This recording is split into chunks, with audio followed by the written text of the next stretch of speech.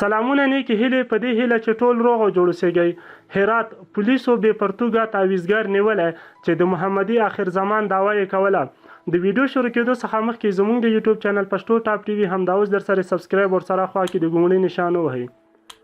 د هرات د حج او اوقافو ریاست وایي د فرید علي په نوم یو تعویضګر چې دعوا یې کوله زه امام محمدي آخر زمان یم د پولیسو لخوا نیول شوی دی.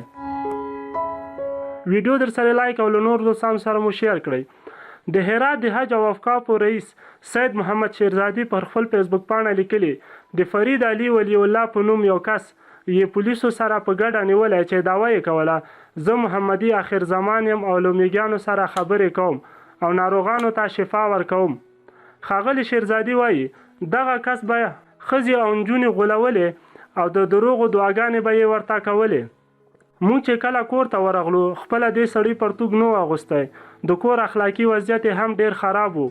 پولیسو ته مو وویل چې وینیسئ او مسؤلانو ته مو وسپارو. د حج او اوقافو وزارت څو کاله وړاندې د خرافاتي ګروهمنو لخوا د فرخندې په نوم د یوې پیغلې تر وژل کېدو وروسته د تعویض لیکونکو پر ضد پراخ کمپاین پیل کړ.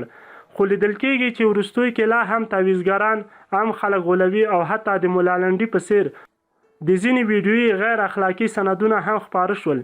خپل نظرونه مو راته په کمنټ کې پرېږدئ. ویډیو در سره حتما لایک او له نور دوستانو سره مو شیر کړئ.